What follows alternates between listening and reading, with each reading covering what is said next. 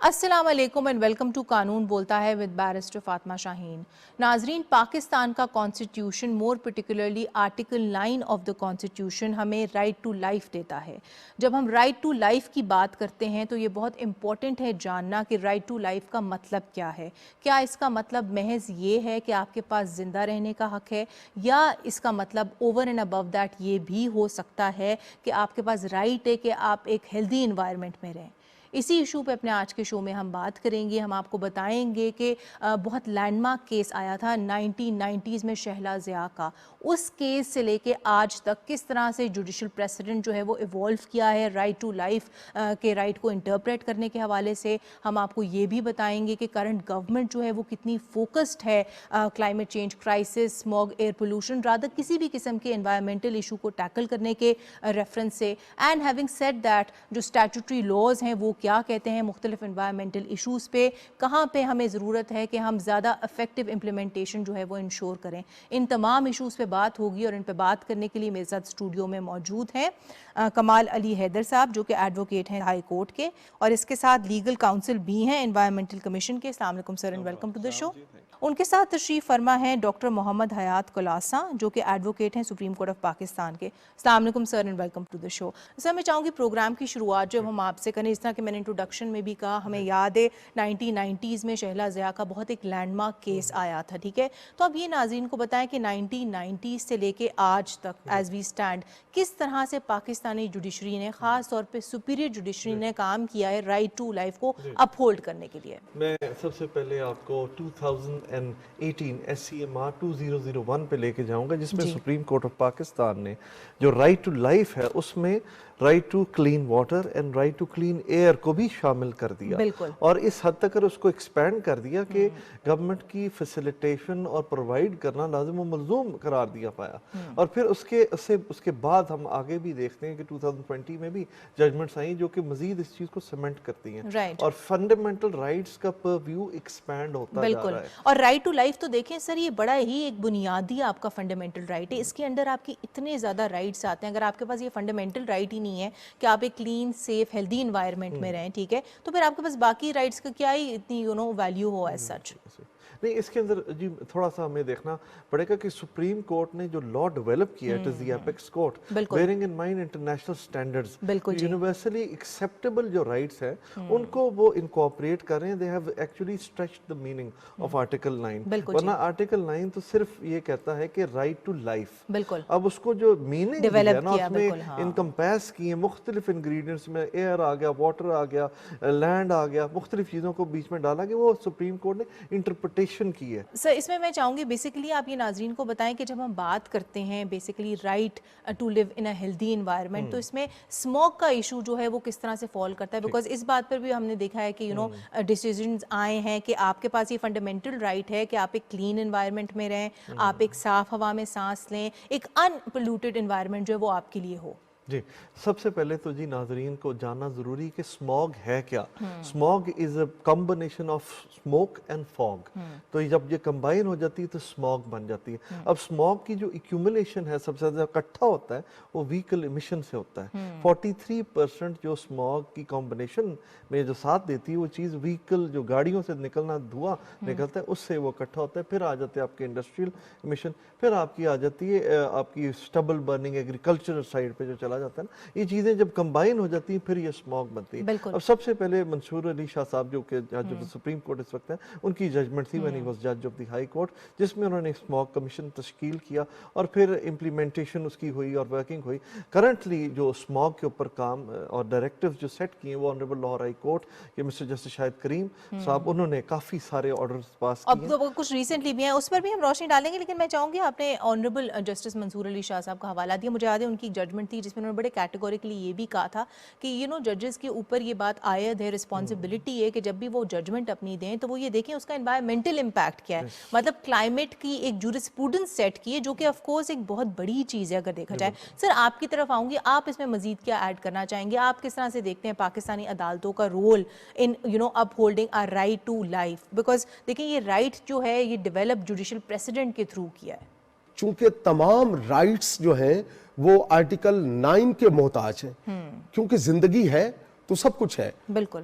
तो یہی وجہ ہے کہ اس آرٹیکل کی امپورٹنس کے تحت ہی جو ایپکس جوڈیشری ہے, جو ہماری ہائر جوڈیشری ہے, سپریم کورٹ ہے, اس نے اتنا بڑا کام کیا ہے اس کی انٹرپریٹیشن کو کرتے ہوئے, اور اس کی وائڈر اسپیکٹرم میں جو اس کی وہ انٹرپریٹیشن کرتے ہوئے یہاں تک کہا ہے کہ اگر کوئی شخص, یہ جتنی بھی پنشمنٹس آئی ہیں, اگر کوئی شخص ایون دودھ میں ملاوٹ کرتا ہے, ایون پانی اگر پلیوٹیڈ ہے, اور اس کی بھی وجہ یہ ہے کہ زندگی پانی ہے اور پانی زندگی, تو اس کی اتنا کلوز آپس میں کوارڈینیشن ہے کہ اس کو ہم کسی صورت بھی ڈینائی نہیں کر سکتے.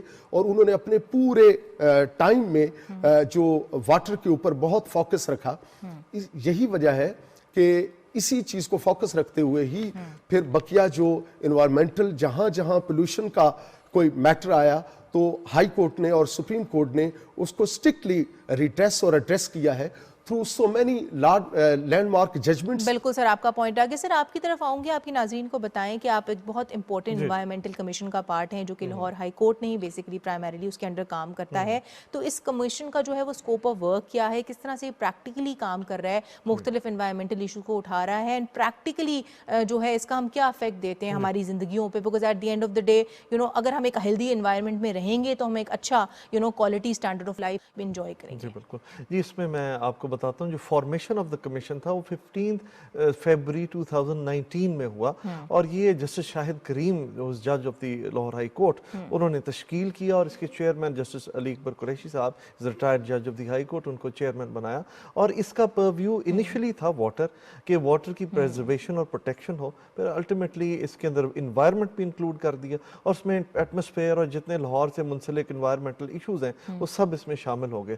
واٹر کے اندر اور انوائرمنٹ کیونکہ اسموگ کا ایشو ہے, تو سب سے پہلے برک کلنز کی کنورژن جو ہے وہ کورٹ نے آرڈرز کیے, ڈائریکشنز دی, اس کو گورنمنٹ نے کمپلائی کیا, اور تقریباً 8000 برک کلنز. یہ بھی دیکھیں بات بہت اکنالج کرنے والی ہے کہ گورنمنٹ نے بھی اس کے اوپر بہت ایکٹیولی کام کیا ہے, ٹھیک ہے, برک کلنز کو جو ہے وہ زگ زیگ ٹیکنالوجی کے اوپر سوئچ کیا ہے. لیکن سر اس میں ایک بڑا امپورٹنٹ کوسچن یہ اٹھتا ہے کہ آپ نے سوئچ تو کر دیا ہے پنجاب میں, ٹھیک ہے نا, لیکن آپ یہ کیسے انشور کریں گے کہ ایک دفعہ جو ہے وہ سوئچ ہو گیا, وہ فالو اپ بھی ہو رہا ہے, مطلب آپ کا مانیٹرنگ میکنزم کیا ہے؟ یہ بھی تو ہو سکتا ہے کہ بعد میں وہ واپس ٹریڈیشنل فیولز پہ سوئچ کر جائے. جی obviously آپ کو پتہ ہے کہ mentality is very difficult to change, لیکن اس پہ جو مختلف ڈائریکشنز کورٹ کی ہوتی ہے ان کو آف اینڈ آن کمیشن اس لیے بیٹھا ہوا ہے کہ اس کو امپلیمنٹ کروا سکے, اور جو relevant D Os district officers ہوتے ہیں ان کو دوبارہ ڈائریکشن جاتی کمیشن سے آف اینڈ آن کہ ان کو رپورٹ دی جائے. پھر جو کورٹ کے آرڈرز ہیں ان کو انشورنس گورنمنٹ ہی اس کی کرتی ہے کہ وہ انفورس ہو رہے ہیں یا نہیں ہو رہے, اور اس کے اوپر رپورٹ ڈیلی, کیونکہ ہفتے میں تقریباً 2 دفعہ یہ کیس جسٹس شاہد کریم صاحب سنتے ہیں, اور اس پہ ہر پیشی کے اوپر رپورٹ فائل کی جاتی ہے which gives a follow up of all actions جو کہ کورٹ نے کیے ہیں, ان کا پوری مکمل جامع رپورٹ دی جاتی ہے. جی بالکل سر, اس میں چاہوں گی آپ یہ بھی ناظرین کو بتائیں کہ جب ہم بات کرتے ہیں انفورسمنٹ کی تو اس میں آپ لوگوں کے پاس پاورز کیا ہیں یہ انشور کرنے کے لیے کہ برک کلنز جو ہیں وہ اپنی زگ زیگ ٹیکنالوجی کے ساتھ کمپلائی کر رہے ہیں, آپ لوگ ان کو فائنز ان کے اوپر امپوز کرتے ہیں یا پھر آپ ان کو سیل کر دیتے ہیں؟ جی اس میں کورٹ آرڈرز جو ہیں, ویریس کورٹ آرڈرز ہیں جو ویریس اوکیزنز پہ پاس کیے ہیں, جیسے فار ایگزامپل جو برک کلنز کنورٹ نہیں کرتی ٹو زگ زیگ ٹیکنالوجی ان کے اوپر 50,000 سے 1 لاکھ فائن ہے. اسی طرح اسٹبل برننگ کے اوپر بھی 50,000 سے 1 لاکھ فائن ہے. انڈسٹریز جو امٹ کرتی ہیں اسموک اور جو اپنے ساتھ ڈرائی اسکربرز یا ویٹ اسکربرز نہیں لگاتی, ایمیشن کنٹرول ڈیوائسز نہیں لگاتی, تو ان پہ بھی 50,000 سے 1 لاکھ تک جرمانہ ہے. کرتا کون ہے؟ انوائرمنٹ پروٹیکشن ڈپارٹمنٹ کے آفیسرز ہیں, ان کی ڈیوٹی. لیکن سر آپ لوگوں کی ڈائریکشن کے انڈر آپ لوگ ایگزیکٹو کو ڈائریکٹ کرتے ہیں, پھر وہ آگے جو ہے اس کو پریکٹیکلی انفورس کرتے ہیں, تو بیسیکلی ڈائریکشن تو آپ لوگوں کی طرف سے ڈائریکشن کورٹ کی طرف سے ہوتی ہے, اور آپ لوگ کورٹ کے انڈر کام کر رہے ہیں. جی بالکل, we are working under the auspices of the court. بالکل ٹھیک ہے سر, آپ کا پوائنٹ آگے. سر آپ کی طرف آؤں گے, آپ یہ بتائیں, ہم نے جنرلی بات کی جوڈیشل پریسیڈنٹس کی, کیس لاء پہ بھی ہم نے گفتگو کی. آپ یہ بتائیں ناظرین کو, جب ہم بات کرتے ہیں اسٹیچوٹ کی, ٹھیک ہے نا, تو کس طرح سے انوائرمنٹل ایشوز کو ٹیکل کیا گیا, بیکاز ہم سب سمجھتے ہیں کہ 18ویں ترمیم کے بعد جو ہے یہ پروونسز کے اوپر ڈیوالو ہو گیا ہے سبجیکٹ. جی سب سے پہلے اس میں لیجسلیشن ہوئی ہے, اور انوائرمنٹل پروٹیکشن ایکٹ 2015, اور پھر اس کے بعد انوائرمنٹل پروٹیکشن ایکٹ 2017 آیا ہے. تو اس کا مقصد بھی, اور اس لیجسلیشن کا اور اس انیکٹمنٹ کا صرف اور صرف یہی مقصد ہے کہ وہ پولوشن اور وہ انوائرمنٹل جو کلیئرنگ ہے اس کو انشور کیا جا سکے. تو اس حوالے سے میں سمجھتا ہوں کہ اس میں فردر جو کچھ ڈیفیشنسیز ہیں اور وہ انفورسمنٹ کے حوالے سے ہیں, اور وہ چونکہ مختلف تھیریز آف پنشمنٹ ہیں جو جورسپروڈنس کہتی ہے, اس میں جو ڈیٹرنس تھیری آف پنشمنٹ ہے وہ اسی کو پرویل اسی لیے کیا جاتا ہے کہ جہاں کہیں بھی کسی لا کے اوپر کوئی امپلیمنٹیشن یا انفورسمنٹ کے حوالے سے لوگ عمل درآمد نہ کر رہے ہوں تو وہاں پہ یہ کہا جاتا ہے اس کی ڈیٹرنس تھیری آف پنشمنٹ کو لیا جائے. تو اس کی سائیکی اور فلسفی کو سامنے رکھتے ہوئے اگر ہم اس میں فردر لیجسلیشن کر لیں, آلریڈی ہوئی ہے, لیکن اگر فردر لیجسلیشن کر کے اس کا جو پنشمنٹ ہے اس کو اگر ہم انہانس کر لیں. سر ابھی کرنٹلی کیا ہے اور آپ کیا پروپوز کرتے ہیں کہ ہونی کیا چاہیے بیسکلی, بیکاز دیکھیں نا اس میں بھی قانون کے پرویو میں مختلف آفینسز آتے ہیں. ایک یہ کہ جس طرح کہ سر نے فرمایا کہ موٹر وہیکلز جو ہیں اگر وہ ایمٹ کر رہی ہیں ان کے اوپر ایک ڈفرینٹ فائن ہے. اگر انڈسٹریز جو ہیں وہ کوئی اپنا پروجیکٹ کنڈکٹ کرتے ہوئے, ٹھیک ہے, کوئی بھی کام کرتے ہوئے پولیوٹ کرتی ہیں ان کے اوپر آف کورس ایک ڈفرینٹ فائن ہے. تو قانون کس قسم کے فائنز جو ہے وہ لیوائے کرتا ہے؟ اس میں میں سمجھتا ہوں کہ صرف فائن سے نہیں, جب تک اس کے اوپر ایف آئی آرز نہیں کٹیں گی, جب تک وہ لوگ اریسٹ نہیں ہوں گے, جب تک کہ ان کو جوڈیشل لاک اپ میں نہیں بھیجا جائے گا, کبھی پریکٹیکلی ہم اس کو دیکھ ہی نہیں سکتے کہ جو قانون کا منشا ہے وہ پورا نہیں ہو سکتا. جی بالکل سر, آپ کا پوائنٹ آ گیا. سر میں آپ کی طرف آؤں گے, آپ یہ بتائیں کہ پریکٹیکلی جو ہے انوائرمنٹل کمیشن کے پاس یہ پاورز ہیں کہ وہ اریسٹ بھی کر سکتے ہیں, وہ ایف آئی آر بھی لانچ کر سکتے ہیں, تو یہ کس طرح سے کن کیسز میں پاورز جو ہیں یہ پریکٹیکلی استعمال ہوتی ہیں؟ میں آپ کو بتاتا ہوں جی, 400 سے زیادہ انڈسٹری ویسٹ واٹر انجیکٹ کر رہی تھی ڈائریکٹلی انٹو دی ایکویفر, جو آپ کا زیر زمین پانی ہے اس میں ڈائریکٹ انجیکشن ہو رہی تھی. ان کو روکنے کے لیے 400 انڈسٹریز کو ہمیں سیل کرنا پڑا, اور پھر جب انہوں نے بورز اپنے بند کیے تو پھر ان کو ڈی سیل کرنا پڑا, اور سیل کرنے کے نتیجے میں 50 کروڑ ورتھ انہوں نے ٹریٹمنٹ پلانٹ لگایا. اور یہ اس کی انفورسمنٹ ہی ہے نا جی, جو اب آپ obviously سیل کرنے کے بعد ہی وہ ایک ڈیٹرنس کا ایلیمنٹ جو ہے وہ کیا. اچھا سر, اس طرح ہوتا ہے کہ اگر آپ فرض کریں سیل کر دیں, پھر اگر آپ ان کو ایک وارننگ جاری کر دیں, ٹھیک ہے, اور وہ وارننگ کے ساتھ کمپلائی کر دیں, بیکاز nobody wants کہ ان کا بزنس جو ہے فار ایور وہ سیل ہو جائے, ٹھیک ہے, تو پھر آپ ڈی سیل کرانے کا طریقہ کار کیا ہے؟ میں اس میں تھوڑا سا آپ کو بتا دیتا ہوں کہ پہلے ہم نوٹس ان کو ایشو کرتے ہیں, اور نوٹس میں ہم ان کو ایک فکس اماؤنٹ آف ڈیز دیتے ہیں کہ آپ کمپلائی کر دیں with the orders of the court. جو کہ کتنے دن ہوتے ہیں؟ یوزلی 25 ڈیز ہوتے ہیں جب ایک بڑا ٹریٹمنٹ پلانٹ ہو, اور اگر چھوٹا ٹریٹمنٹ پلانٹ ہو تو 7 ڈیز ہوتے ہیں, depending on the size of the plant, scale of the plant. جب وہ ایکسپائر کر جاتے ہیں تو پھر ہم اپنی ٹیمز کو بھیجتے ہیں ان کو سیل کرنے کے لیے. اس کے بعد سیل کرنے کے ساتھ ہی ان کو آپشن دی جاتی ہے کہ آپ ایفیڈیوٹ جمع کروائیں اور ادھر انڈر ٹیکنگ دیں کہ آپ اس کو افرمیٹیولی کمپلائی کریں گے, پھر ان کی ڈی سیلنگ ہو جاتی ہے on the basis of a single affidavit. ٹھیک ہے, مطلب یہ کہ آف کورس ایک پرماننٹ ریمیڈی نہیں ہے جہاں پہ آپ ان کو پینلائز کریں, وہ ڈیٹرنس کا ایک ایلیمنٹ کریٹ کریں, وہاں پہ آپ ان کو یہ بھی موقع دے رہے ہیں کہ وہ واپس بریدنگ سپیس بھی ان کو دے رہے ہیں, ان کے لیے ہی کیا جا رہا ہے. بالکل. سر آپ کی طرف میں آؤں گی, ایک بڑا امپورٹنٹ کوسچن جو اس پوری ڈسکشن سے سامنے آتا ہے وہ یہ کہ جب ہم بات کرتے ہیں انڈسٹریز کو اس حوالے سے فائن کرنے کی, اگر وہ پولوشن جو ہے وہ کاز کری ہیں, کنٹریبیوٹ کری ہیں ٹو دی سوسائٹی, وہاں پہ بہت امپورٹنٹ یہ بھی چیز ہے کہ جہاں پہ ہم بات کرتے ہیں ڈیولپمنٹ کی, ڈیولپمنٹ کسی بھی ملک کے لیے بہت امپورٹنٹ ہے, ٹھیک ہے. سو کس طرح سے ہمارا قانون جو ہے وہ ایک بیلنس اسٹرائک کرتا ہے بٹوین انڈسٹریز اور ان کی ڈیولپمنٹ, جو کہ آف کورس بہت امپورٹنٹ ہے کسی بھی سوسائٹی کے لیے, and at the same time ensuring کہ جو انڈسٹریز ہیں وہ پلوٹ نہ کریں, بیکاز دیکھیں ایک بہت فائن بیلنس ہے دونوں کے بیچ میں. اس میں چونکہ قانون کا کبھی منشا یہ نہیں ہوتا کہ اس کی وجہ سے کوئی کسی طرح کی کوئی ڈیولپمنٹ رک جائے. مثلا انڈسٹریز کو ریگولیٹ کرنا مقصد ہے, اس کو ایسی ریگولیشن میں لایا جائے کہ وہ جو ایکسٹرا پولوشن دے رہی ہے اور کلائمیٹ کو ڈسٹرب کر رہی ہے اس کو بیلنس کیا جائے, اس کو روکا جائے. اور کبھی بھی قانون یہ نہیں چاہتا کہ اس چیز کو روکنے کے لیے, پولوشن کو روکنے کے لیے اس انڈسٹری کو ہی بند کیا جائے, چونکہ اس سے ڈیولپمنٹ رک جائے گی, وہ ملک کے لیے جو پروڈکشن ہو رہی ہے وہ رک جائے گی. تو ایک بہت بڑا لاس ہے. قانون ہمیشہ بیلنس ہوتا ہے, ایک لاس کو روکنے کے لیے وہ دوسرا لاس نہیں کرتا, ایک ڈیمیج کو روکنے کے لیے دوسرا ڈیمیج نہیں کرتا. تو اس وجہ سے جب بھی لیجسلیشن اس کے اوپر ہوئی ہے بڑی پیرالل ہوئی ہے, بڑی بیلنس ہوئی ہے, بڑی کانکرنٹ ہوئی ہے, اور جس میں دونوں چیزوں کو کانکرنٹلی جو ہے نا وہ دیکھا گیا ہے اور اس کو چلایا گیا ہے. بالکل. اس حوالے سے سر میں مینشن کرنا چاہوں گی ایک بڑی لینڈ مارک ججمنٹ بھی تھی جس میں کہا گیا تھا کہ میگا انفراسٹرکچر پروجیکٹ جو ہے اس کو نہیں اجازت دی گئی تھی کہ وہ بنایا جائے جسٹ بیکاز اس کے پاس EPA کا اپروول نہیں تھا. سر آپ کی طرف آؤں گی, آپ یہ بتائیں کہ جب عدالتوں کے سامنے اس طرح کے کیسز آتے ہیں تو عدالتیں جو ہیں وہ کس طرح سے اس قسم کے کیسز کو ڈیوائڈ کرتی ہیں, بیکاز دیکھیں ان کے سامنے دو انٹرسٹ جو ہیں انہوں نے پروٹیکٹ کرنے, ایک طرف انہوں نے انڈسٹریز کے ڈیولپمنٹ انٹرسٹ کو پروٹیکٹ کرنا ہے, دوسری طرف انہوں نے یہ دیکھنا ہے کہ یہ ڈیولپمنٹ جو ہو رہی ہے یہ at the cost of people's fundamental rights نہ ہو. تو یہ بیلنس قانون میں کس طرح سے اسٹرائک کیا جاتا ہے؟ میں اسپیسیفکلی بات کروں تو EPATO ہوتا ہے انوائرمنٹل پروٹیکشن, جو EIA, یہ دو کچھ ٹرمز ہیں جس میں انوائرمنٹل امپیکٹ اسیسمنٹ ہوتی ہے. جب بھی کوئی انڈسٹری لگائی جاتی ہے تو اس پہ پہلے دیکھا جاتا ہے, EPA جو ڈپارٹمنٹ ہے اس میں پلانز جمع کروائے جاتے ہیں اور دیکھا جاتا ہے کہ یہ جو انڈسٹری لگ رہی ہے یا جو ہاؤسنگ سوسائٹی لگ رہی ہے اس کا انوائرمنٹ پہ کیا امپیکٹ ہوگا, یہ کس طرح افیکٹ کرے گی واٹر کو, انوائرمنٹ کو, نیبرنگ جو الائڈ جو سوسائٹیز ہیں, کوئی بھی انڈسٹری ہے, اربن ہاؤسز ہیں, ان کو افیکٹ کیسے کرے گی. سر یہی چیز شیلا ضیاء کے کیس میں سامنے آئی تھی جب انہوں نے کہا تھا کہ الیکٹریسٹی کا گرڈ آپ اس لیے نہیں لگا سکتے بیکاز اگر آپ لگائیں گے بالکل اسے الیکٹرو میگنیٹکس ویوز جو ہیں وہ نکلیں گی اینڈ آف کورس وہ ہمارے رائٹ ٹو لائف کو جو ہے وہ افیکٹ کریں گی. جی وہ اس کے اندر کچھ ڈیولپمنٹ لا کی یہ بھی ہے کہ کمپیٹنگ انٹرسٹ کو دیکھا جائے گا, پھر دیکھا جائے گا کہ ایک طرف رائٹ ٹو لائف ہے اور ایک طرف رائٹ ٹو ارننگ منی ہے, تو کون سا اوور وے دوسرے کو کرے گا. جس کا وزن بھاری ہوگا, ظاہری بات ہے رائٹ ٹو لائف کا ہمیشہ وزن زیادہ ہوگا, تو پھر عدالت اس طرف ٹلٹ کر دے گی. جی سر میں چاہوں گی ایک ریسنٹلی لاہور ہائی کورٹ کی طرف سے ایک آرڈر آیا ہے جس میں انہوں نے کہا ہے بیسیکلی کہ وہ گاڑیاں جو بیسیکلی موٹر وے پہ سفر کر رہی ہیں اور ضروری ہے کہ ان کے پاس جو ہے وہ ایم ٹیگ ہو. تو ایم ٹیگ کا ہونا اسموگ کے ایشو کو ہمیں ریزولو کرنے میں کس طرح ہیلپ کرتا ہے پریکٹیکلی؟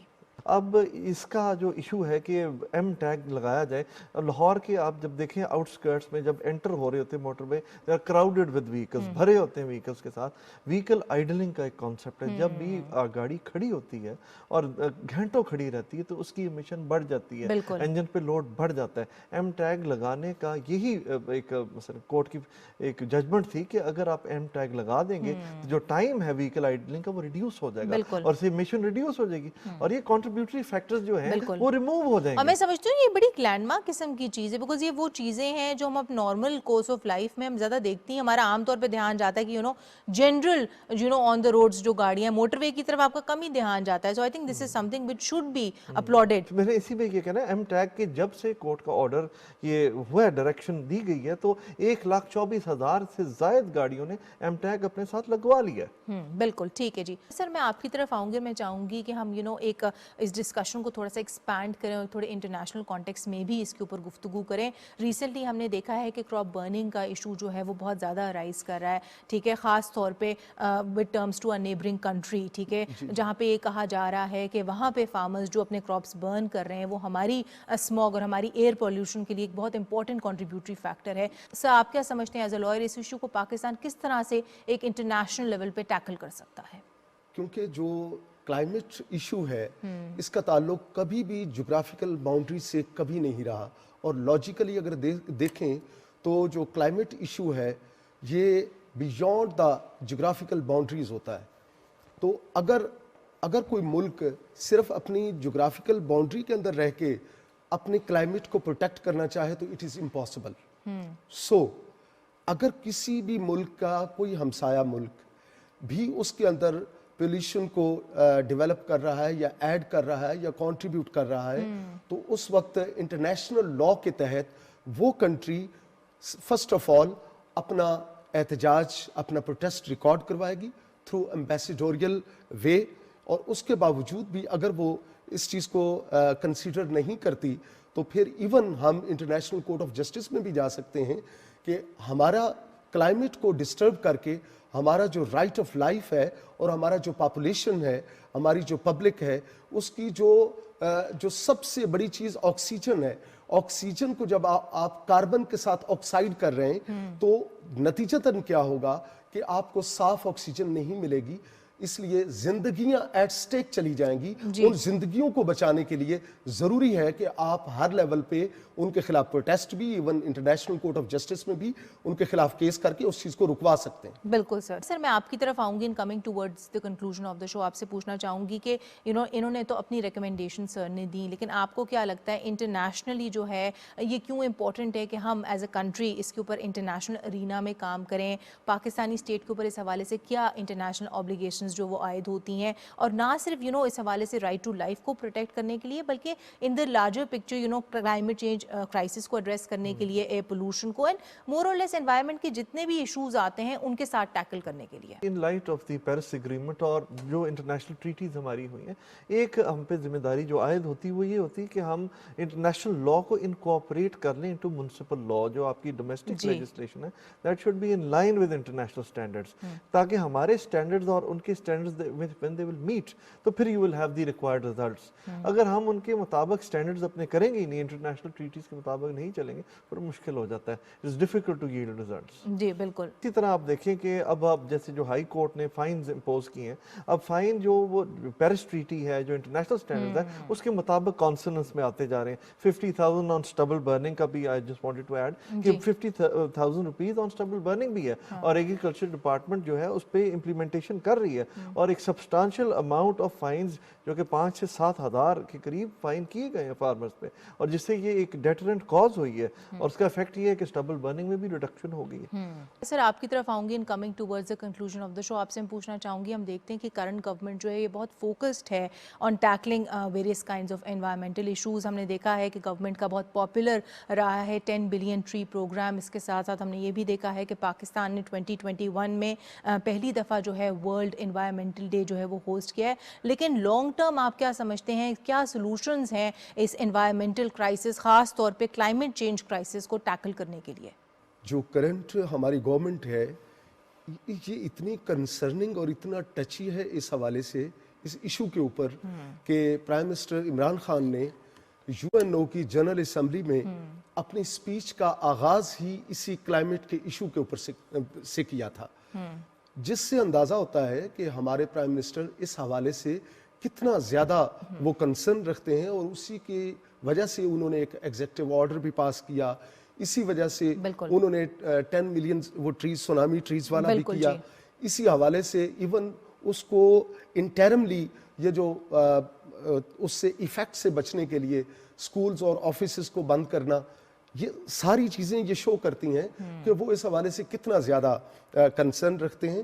اور کلائمیٹ کے ایشو کے اوپر, اور جیسا کہ آپ نے فرمایا کہ لانگ رن جو پالیسی ہے, چونکہ لانگ رن پالیسی جتنا مرضی بنا لی جائے, جب تک اس کو کوئی گورنمنٹ سپروائز نہیں کرتی وہ پالیسی کبھی بھی اپنا ریزلٹنٹ نہیں ہوتی, نتیجہ خیز نہیں ہوتی. On that note, I would like to conclude today's show. Thank you so much کہ آپ دونوں نے اپنا قیمتی وقت نکالا and you chose to be a part of our show. جی ناظرین, آپ نے آج کا ہمارا شو دیکھا جس میں ہم نے بیسیکلی بات کی پاکستان میں اس وقت جو پریویلنگ انوائرمنٹل لا اور اس سے ریلیٹڈ مختلف ایشوز جو ہیں وہ پرٹین کرتے ہیں. ہم نے آپ کو یہ بتایا کہ اس حوالے سے اسٹیچوٹری لاز کیا ہیں. ہم نے آپ کو یہ بھی بتایا کہ جب ہم بات کرتے ہیں رائٹ ٹو لائف کی, جب ہم بات کرتے ہیں مختلف انوائرمنٹل ایشوز کی, تو time and again Pakistani judiciary نے کس طرح سے ان رائٹس کو اپہولڈ کیا ہے. ہم نے اس بات پر بھی روشنی ڈالی کہ کرنٹ گورنمنٹ جو اس حوالے سے کیا کر رہی ہے. اگر ہمیں ضرورت ہے تو ہمیں ضرورت ہے کہ ہم کرنٹ لاز کو نہ صرف پراپرلی امپلیمنٹ کریں, بلکہ ہمیں یہ بھی ضرورت ہے